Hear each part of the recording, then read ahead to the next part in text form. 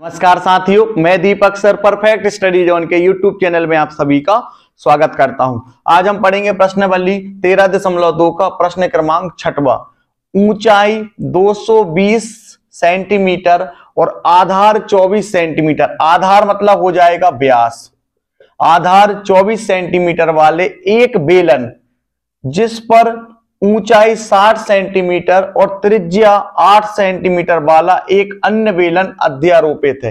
तो यहां पर देखिए, एक बेलन ये हो जाएगा जिसकी जो ऊंचाई दी गई है वो 220 सेंटीमीटर है, 220 सेंटीमीटर। और यहां पर आधार यानी व्यास जो है वो दिया गया है, ये है 24 सेंटीमीटर। तो आप जानते हो कि व्यास की आधी क्या होती है? व्यास की आधी होती है त्रिज्या। तो यहां पर इसकी जो त्रिज्या होगी वो कितनी हो जाएगी?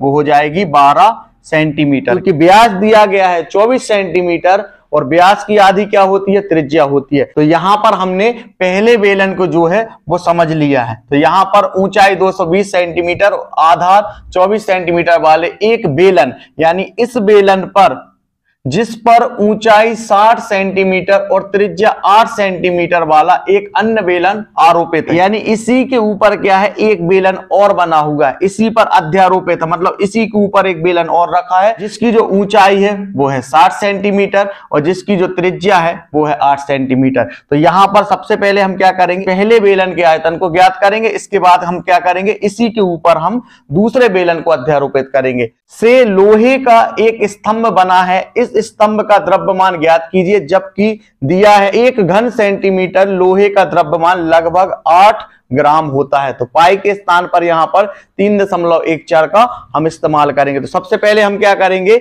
यहां से लेकर के यहां तक इस सवाल को पहले हम हल करेंगे। यह हो जाएगा पहला बेलन जिसकी जो ऊंचाई यानी h जो है वो है 220 सेंटीमीटर।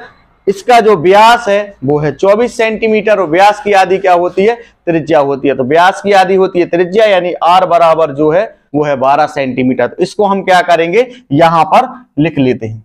तो यहां पर दिया है पहले बेलन की ऊंचाई यानी h जो है 220 सेंटीमीटर, पहले बेलन का व्यास 24 सेंटीमीटर, व्यास की आधी होती है त्रिज्या। तो पहले बेलन की त्रिज्या r बराबर 24/2, तो ये हो जाएगा 12 सेंटीमीटर। अब यहां पर देखिए, एक बेलन ये है, तो इसमें पहले बेलन की जो ऊंचाई है वो है 220 सेंटीमीटर। इसके ऊपर जब हम दूसरी बेलन बनाएंगे उसमें भी तो ऊंचाई दी गई है। तो पहले बेलन की ऊंचाई को हम मानेंगे h1 और दूसरे बेलन की ऊंचाई को मानेंगे h2। तो पहले बेलन की जो ऊंचाई है उसको हम मानेंगे h1 जो दी गई है 220 सेंटीमीटर, और जब हम इसके ऊपर दूसरा बेलन रखेंगे तो उसकी ऊंचाई दी गई है 60 सेंटीमीटर। तो वो हो जाएगी h2 बराबर 60 सेंटीमीटर। इसी तरीके से पहले बेलन की जो त्रिज्या है उसको हम मानेंगे r1 जो है 12 सेंटीमीटर, और जो दूसरे बेलन की जो त्रिज्या है वो दी गई है 8 सेंटीमीटर। तो यहां पर r2 बराबर हो जाएगा 8 सेंटीमीटर। तो यहां पर आपको समझ में आ गया होगा कि किस तरीके से हमने यहां पर h1 लिया है और यहां पर हमने r1 लिया है। तो इसी तरीके से यहां पर h1 जो है वो हो जाएगा 220 सेंटीमीटर और यहां पर r1 हो जाएगा 12 सेंटीमीटर। तो यहां पर पहले बेलन का आयतन बराबर पाई r वर्ग h। तो यहां पर क्या आ जाएगा? 1 और यहां पर भी आ जाएगा 1, क्योंकि पहले बेलन की त्रिज्या को हमने माना है r1 और पहले बेलन की ऊंचाई को हमने माना है h1। इसके बाद हम क्या करेंगे? यहां पर पाई के स्थान पर हम 22/7 नहीं लिखेंगे। क्यों?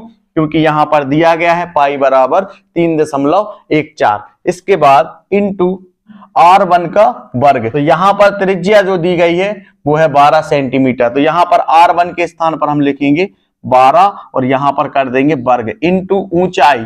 ऊंचाई जो दी गई है वो है 220 सेंटीमीटर। तो यहां पर आ जाएगा 220। इसके बाद 3.14 गुणित 12 का वर्ग होता है 144। तो यहां पर आ जाएगा 144 इंटू 220। तो यहां पर इन दोनों का हम क्या करेंगे? गुणा कर देंगे। तो सबसे पहले हम क्या करेंगे? इनको इस तरीके से लिख लेंगे 314 गुणित 144। इसके बाद हम 2 अंक के बाद में दशमलव लगा देंगे। तो यहां पर 4 चौके 16, कैरी 1, 4 एकम 4 और 1 5, 4 3 12। इसी तरीके से इस 4 का भी जब हम गुणा इन तीनों में करेंगे तो हमको यही प्राप्त हो जाएगा। 6 5 2 और 1, इसके बाद 4 एकम 4, यहां पर 1 और यहां पर हो जाएगा 3 एकम 3। इनको जब हम आपस में जोड़ेंगे तो यहां पर 6 और 5 हो जाएगा 11, यहां पर 1 5 4 9 और 2 11 और 1 हो जाएगा यहां पर 12, कैरी 1 और 2 हो जाएंगे 3 और 1 4 और यहां पर 1 है तो ये हो जाएंगे 5, 3 और 1 हो जाएंगे 4। यहां पर 2 अंक के बाद में दशमलव लगा है तो यहां पर हम 2 अंक के बाद में दशमलव लगा देंगे। तो जब हम इनका गुणा करेंगे आपस में तो हमको प्राप्त हो जाएगा 452.16। इसके बाद हम क्या करेंगे, इंटू 220। तो अभी हम क्या करेंगे, इनका हम आपस में गुणा करेंगे तो यहां पर 0, यहां पर भी 0 आ जाएगा, 0 का गुणा 2 में होगा तो 0, इसी तरीके से यहां पर भी 0 आ जाएगा, 0 का गुणा जब 4 में होगा तो यहां पर भी 0 आ जाएगा। अब हम क्या करेंगे, इस 2 का गुणा हम इसमें करेंगे तो यहां पर 2 छींक 12,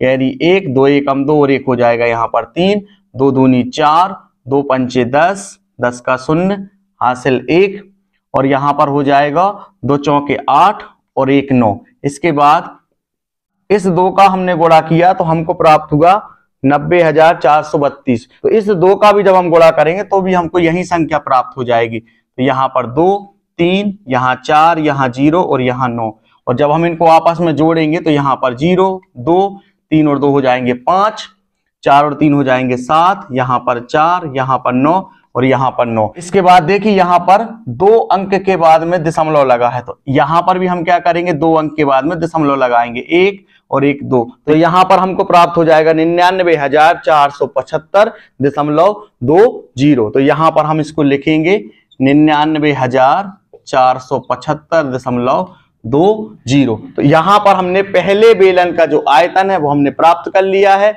जो आया है 99,475.20। चूंकि यहाँ पर ये सेंटीमीटर के रूप में दिया है तो यहाँ पर हम लिखेंगे सेंटीमीटर, और हमने आयतन को ज्ञात किया है तो आयतन को हम लिखते हैं घन के रूप में। तो इस तरीके से यहां पर हमने पहले बेलन का आयतन निकाल लिया। तो अभी आपको क्या करना है, वीडियो को रोक करके आप यहां तक नोट्स कंप्लीट कर लीजिए। इसके बाद हम क्या करेंगे, इस बेलन के ऊपर हम एक बेलन और आरोपित करेंगे और हम फिर क्या करेंगे, उस दूसरे बेलन का भी आयतन को ज्ञात करेंगे।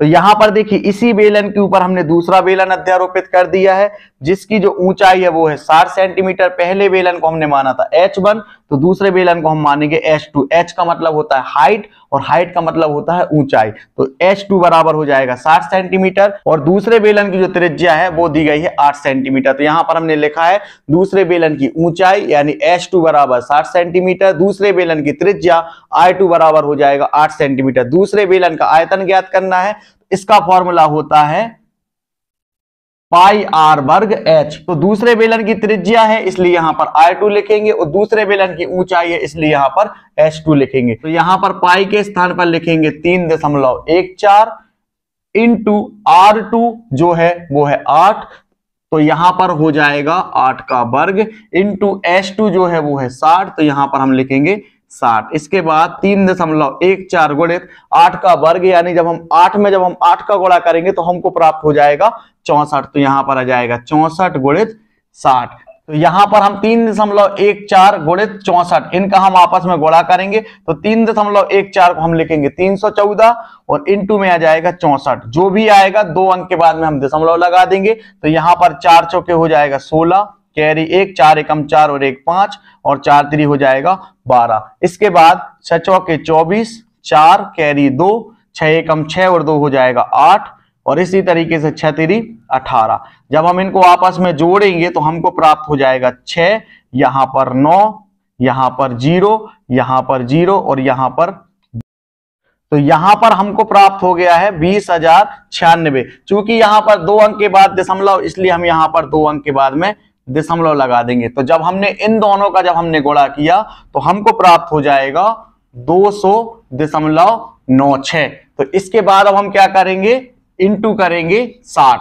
तो यहां पर हम सबसे पहले क्या करेंगे, इस तरीके से हम इसको लिखेंगे और इसका इंटू करेंगे हम 60 में। सबसे पहले 0 का गुणा इन सब में होगा तो हमको 0 ही प्राप्त होगा। 0 का गुणा 6 में होगा, 0 ही प्राप्त होगा, क्योंकि किसी भी संख्या में यदि हम 0 का गुणा करते तो हमको 0 प्राप्त होता है। इसके बाद अब हम क्या करेंगे, 6 का गुणा हम 6 में करेंगे तो 6 चिंग हो जाएगा 36, कैरी 3, 6 नाम 54 और 3 हो जाएगा 57, कैरी 5, 6 शून्यम 0, कैरी का 5 है यहाँ पर, 6 शून्यम 0 और यहाँ पर 6 दूनी 12। इनको जब हम आपस में जोड़ेंगे तो यहाँ पर 0, यहाँ पर 6, यहाँ पर 7, यहाँ पर 5, यहाँ पर 0, यहाँ पर 2 और यहाँ पर 1। इसके बाद 2 अंक के बाद में दशमलव लगा है तो यहाँ पर हम 2 अंक के बाद में दशमलव लगा देंगे तो हमको प्राप्त हो जाएगा 12,057.60। तो यहाँ पर हम क्या करेंगे, 12,057.60। इनका जब हमने आपस में गुणा किया तो हमको प्राप्त हो गया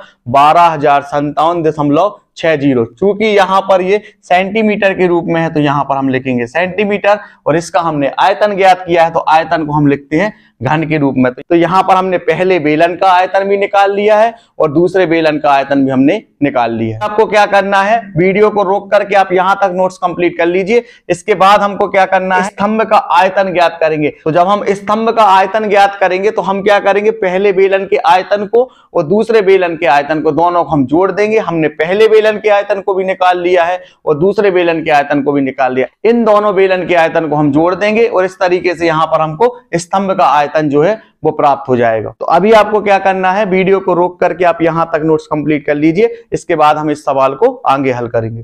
तो यहां पर हमको लोहे के स्तंभ का आयतन ज्ञात करना है। तो पहले बेलन का आयतन प्लस दूसरे बेलन का आयतन, यहां पर हमने पहले बेलन के आयतन को लिख दिया है और यहां पर हमने दूसरे बेलन के आयतन को लिख दिया। दोनों को हम क्या करेंगे, आपस में जोड़ देंगे तो हमको यहाँ पर लोहे के स्तंभ का जो आयतन है वो हमको प्राप्त हो जाएगा। तो पहले बेलन का आयतन जो है वो है 99,475.20 और जो दूसरे बेलन का जो आयतन है वो है 12,057.60 और 0। इन दोनों को हम क्या करेंगे, आपस में जोड़ेंगे तो यहाँ पर 0, यहाँ पर 8, 7 और 5 हो जाएगा 12, कैरी हो जाएगा 1, 7 और 5 12 और 1 हो जाएगा 13 और कैरी में आ जाएगा 1, 4 और 1 हो जाएगा 5, 9 और 2 11, यहाँ पर कैरी 1, 9, 10 और 1 11।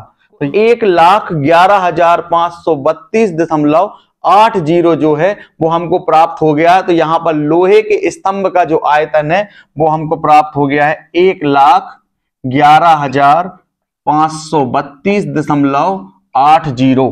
तो यहाँ पर लोहे के स्तंभ का द्रव्यमान जो है वो हमको ज्ञात करना है। तो यहाँ पर दिया गया है 1 घन सेंटीमीटर लोहे का द्रव्यमान जो है वो लगभग 8 ग्राम है। तो इस 8 का गुणा हम क्या करेंगे, लोहे के स्तंभ के आयतन जो हमको प्राप्त हुआ है उसमें क्या करेंगे, हम इसका गुणा कर देंगे। हमको लोहे के स्तंभ का जो द्रव्यमान है वो हमको ज्ञात हो जाएगा। तो यहां से 8 का गुणा कर देंगे हम 1,11,532.80 में, तो हमको क्या प्राप्त हो जाएगा, लोहे के स्तंभ का द्रव्यमान। तो यहां पर हम लिखेंगे 1,11,532.80 और इनटू में आ जाएगा 8। तो हमको प्राप्त हो जाएगा 8,92,262.40 और यहां पर ये दिया गया है ग्राम के रूप में। तो जब हमने 8 का गुणा 1,11,532.80 में किया तो हमको प्राप्त हो गया 8,92,262.40 ग्राम। तो यहां से हम क्या करेंगे, ग्राम को बदल देंगे किलोग्राम में। तो 1 किलोग्राम में कितने ग्राम होते हैं, तो 1 किलोग्राम में होते हैं 1000 ग्राम। तो हम क्या करेंगे, इसके बटे में हम लिखेंगे 1000।